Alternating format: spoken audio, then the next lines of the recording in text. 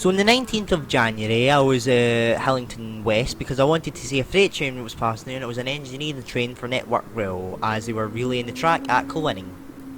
However, my first catch today was 2Z55, the 1607 ScotRail service to Paisley Gilmer Street from Glasgow Central with 380,006.